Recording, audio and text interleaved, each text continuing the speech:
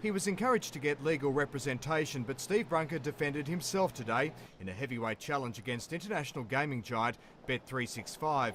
His claim, the Darwin-based bookie had refused to pay out a winning bet and had changed the terms and conditions of the wager after it was placed. The dispute goes back to the middle of last year, Ipswich Race 2 on the 27th of July. Green light. The red dog in box 1, Finished Forces, started the raging favourite. It was kennelled in New South Wales at a property owned by Steve Brunker and managed by his son. Went through the pack. Finished Force lost the plot there. The green dog, Octane Moment, was also kennelled at Matthew Brunker's City-bound lodge, and by the time the field was into the back straight, both greyhounds were hopelessly tailed off, with seemingly little interest or ability in chasing the lure.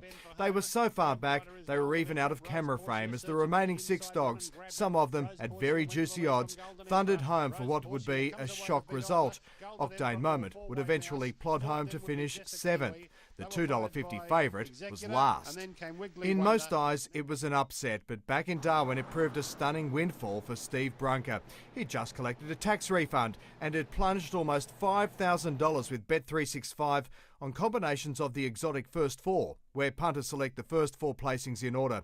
The dividend was more than $14,000. Brunker had it 5 times. He stood to collect $73,000, but Bet365 wouldn't pay. Today, the bookmaker's lawyer Jody Truman argued the bet wasn't lawful, revealing the wager was placed by one of Brunker's associates, Bradley Canty, a punter with troubled relations with the company who'd threatened to jam them. She told how the bet was placed just 24 seconds before the jump, presenting very real potential to manipulate the pool. For his part, Steve Brunker said his son had told him that Finished Forcer and Octane Moment were slow dogs, and the magnitude of his win was a fluke. He challenged the company's terms and conditions and said their refusal to pay even brings into question their licence. There's been behaviour of Bet365 that's un-Australian and inappropriate of a corporate bookmaker. But Ms Truman argued the underlying argument is the integrity of the race. That's also the subject of a separate inquiry by Queensland stewards, and the Commission was told today charges have been laid against Steve Brunker, his son Matthew, Bradley Canty and the dog's handler Stephen Kuchnak. Mr Brunker will close his argument tomorrow morning.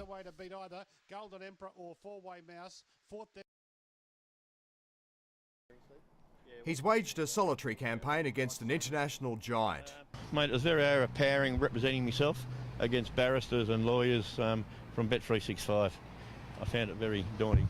The Racing Commission had encouraged Steve Brunker to engage help, but he ignored them and defended himself again as more sordid details emerged about the greyhound race in Queensland, where he stood to profit more than $68,000 from Bet365. Brunker had 624 permutations of a first 4 bet, gambling on every runner, except the 2 that were kennelled at the property he owns and managed by his son. He told the hearing he knew the dogs were slow and that his son Matthew had told him to bet against them when they run. Octane Moment finished more than 37 lengths behind the winner. The raging favourite, Finished Forcer, 7 lengths further back. The Commission is now deciding good tip or good rort. How does a punter win betting with Bet365? Brunker asked in summary, a punter wins by not being a party to a fraud.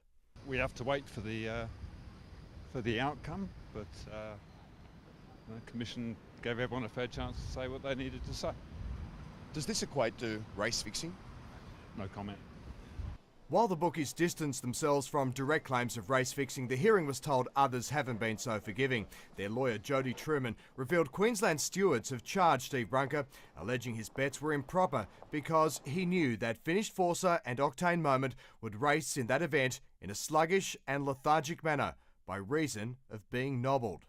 The detail of the alleged nobbling is yet to be revealed, and Brunker has promised to vehemently contest the charges. What about the stewards hearing? Yeah, no more comment, thank you, mate. The stewards have also charged 3 other people allegedly involved in the sting. 9 News understands their case includes evidence of unusual betting patterns, the manipulation of dividend pools, and the suspect feeding patterns of the 2 slow greyhounds that failed to run.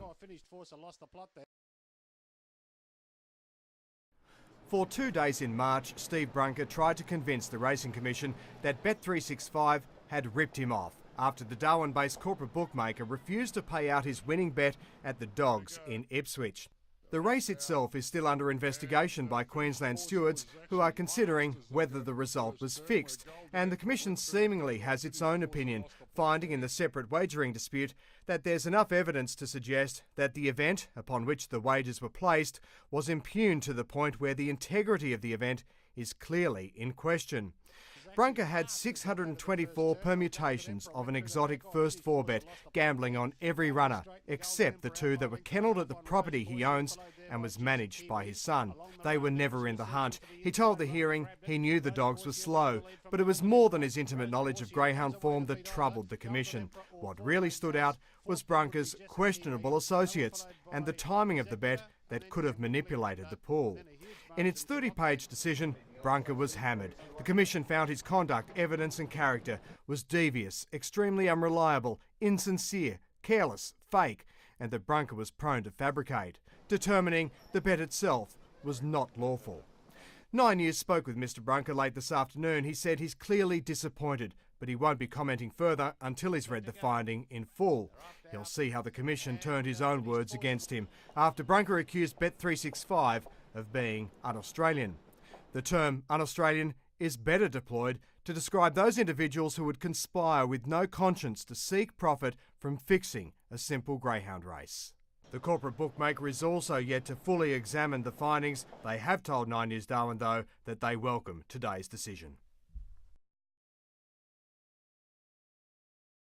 8 days after being told he wouldn't collect a $68,000 windfall from a wager on the Ipswich Dogs, Steve Brunker was handed the findings into the integrity of the race.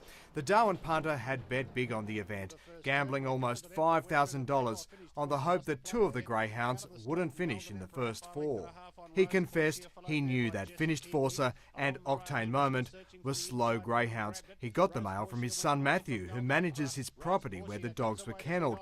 But now, for the first time, we know more details on why stewards were suspicious of something more sinister than a simple tip. In their hearing into race-fixing allegations, stewards found the man who placed the wager on Brunker's Bet365 account also backed one of the slow dogs into favouritism on Tatsbet, a $1,200 punt on Finished Forcer. The hearing also learned Octane Moment vomited a large amount of undigested meat and kibble before the race.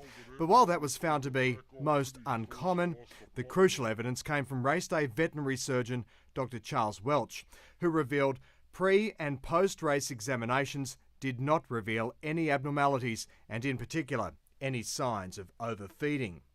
The two trainers of the greyhounds were found guilty of failing to present their dogs in a fit and proper condition, but Steve Brunker and his associates were cleared of all of their charges.